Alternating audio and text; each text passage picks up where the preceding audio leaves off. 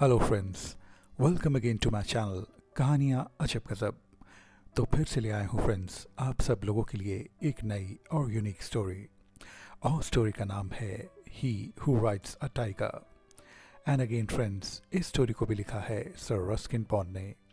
So without wasting any time let's start with he who rides a tiger.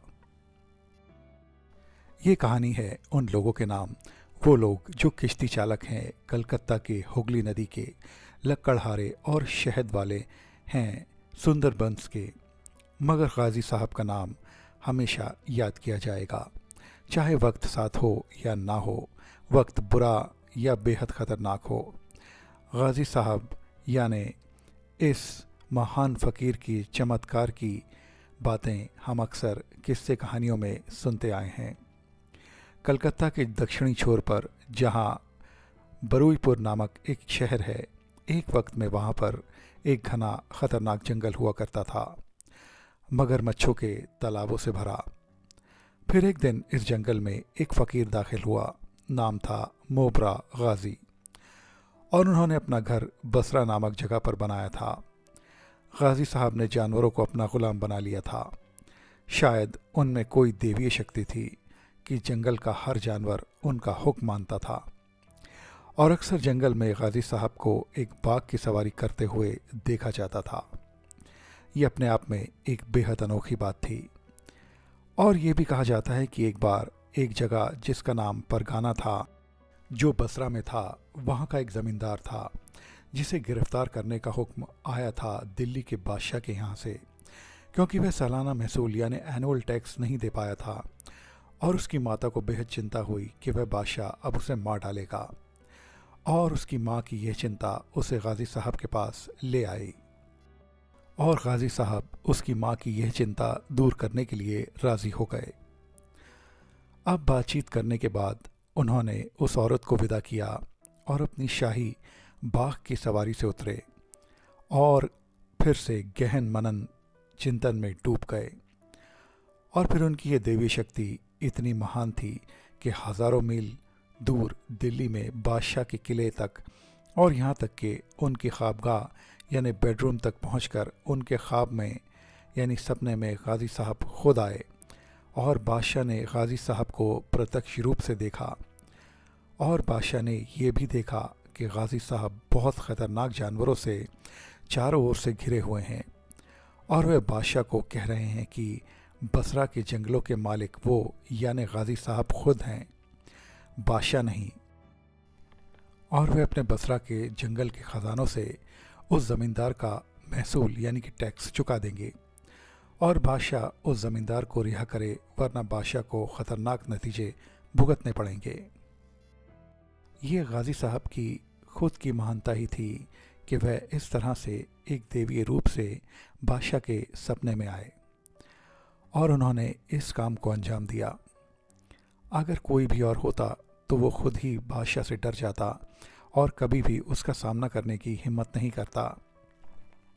मगर गाजी साहब तो अपने अंदर एक देवीय शक्ति रखते थे, और इसी वजह से जंगल के सारे जानवर उनका कहना मानते थे। वह उनके लिए एक पिता समान थे, इसलिए हर तरह का काम वह उनसे ले लेते थे। और फिर जंगल के राहगीरों को भी कोई नुकसान नहीं पहुंचता था, क्योंकि सारे जानवर गाजी साहब का हुक्म माने होते थे, और उन्होंने कहा था कि किसी भी आने जाने वाले को परेशान ना करें, ना ही वह उन पर हमला करें। इस तरह की देवी शक्ति रखते हुए गाजी साहब थे, और उन जैसा कोई दूसरा नहीं था। कोई भी पूरे जंगल में उनका कहना ना माने, ऐसा कभी नहीं हुआ। फिर अगले दिन बादशाह सुबह थोड़ी देर से उठे, अपनी अदालत की कार्रवाई में लग गए और उस ख्वाब को भूल गए। मगर जब वह अदालत की कार्रवाई के लिए अपनी गद्दी पर बैठे तो उन्हें अपने पुराने वफादारों को और नौकरों को वहाँ ना पाकर अपने आप को बेहद ख़तरनाक जंगली जानवरों के बीच में पाया। और यह दृश्य देखकर तो बादशाह की सांस ही गले में अटक गई। उन्होंने तुरंत ज़मींदार को छोड़ देने का आदेश दिया। आदेश देते ही जानवर अचानक गायब हो गए, और थोड़े ही दिन बाद महसूल यानी कि टैक्स अदा कर दिया गया। गाजी साहब के जंगल के ख़जाने में से। और गाजी साहब के उस महान काम के लिए उस ज़मींदार ने एक बेहतरीन मस्जिद बनवाई जंगल के बीचों बीच। पर गाजी साहब ने कहा, मुझे इन सब चीज़ों की ज़रूरत नहीं है। गाजी साहब ने ज़मींदार से कहा, मैं इन चीज़ों की ज़रूरत अपने लिए नहीं समझता।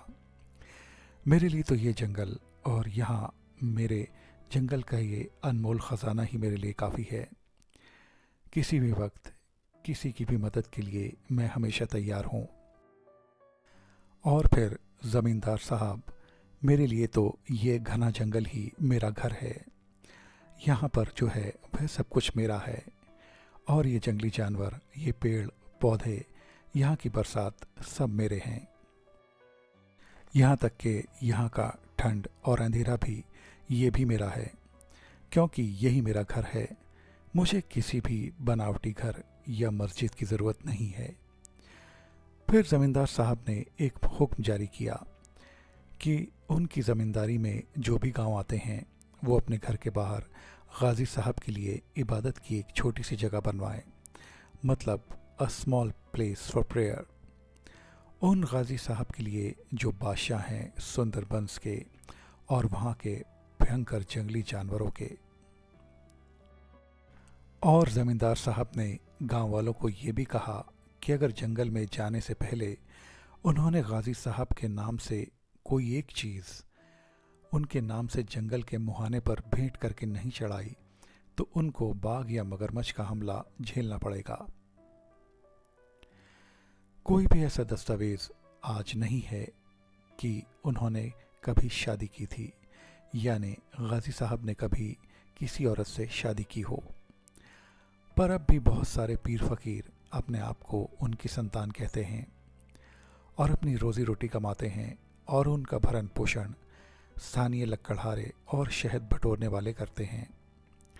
और फिर इस तरह के मुंह बोले पीर फकीरों की असलियत जल्द ही सामने आ जाती है, क्योंकि वे अक्सर जंगली जानवर गांव वालों को नहीं मगर इन पीर फकीरों को जंगल के उनके आशियाने से कभी भी उठा ले जाते हैं।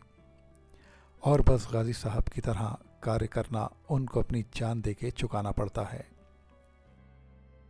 क्योंकि जब भी इस तरह के पीर फकीर जंगलों में आ जाते हैं और वह अपने आप को गाजी साहब के संतान बताते हैं तो उनको उनकी तरह का कार्य भी करना पड़ता है और वह इस तरह के कार्य करने में बेहद असफल होते हैं और अपनी जान गंवा बैठते हैं।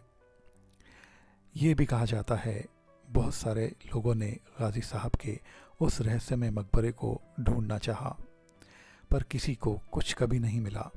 कुछ लोग कहते हैं कि उनका मकबरा बरईपुर के पास है जहाँ वह सबसे पहले ठहरे थे। कुछ लोग कहते हैं कि उनका मकबरा सागर टापू के जंगलों में है जहाँ एक तालाब है जो नदी की ओर जाता है। और कुछ लोग यहाँ तक मानते हैं कि गाजी साहब का कोई मकबरा कभी था ही नहीं, वो कभी मरे ही नहीं और वह तो जिंदा ही स्वर्ग को प्रस्थान कर गए, एक शाही बंगाल बाघ की पीठ पर बैठे हुए। तो फ्रेंड्स, ये थी कहानी he who rides a tiger. ये कहानी आपको कैसी लगी प्लीज़ कमेंट करके ज़रूर बताएं। मेरे चैनल को लाइक, शेयर और सब्सक्राइब भी ज़रूर करें और बेल आइकन प्रेस करना भी ना भूलें।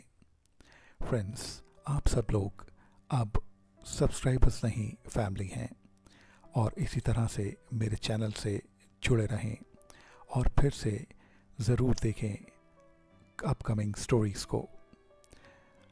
फ्रेंड्स, मेरे और भी इंटरेस्टिंग वीडियोस आपको मेरे चैनल पर मिल जाएंगे, उन्हें भी अपने फैमिली और फ्रेंड्स के साथ ज़रूर एंजॉय कीजिए।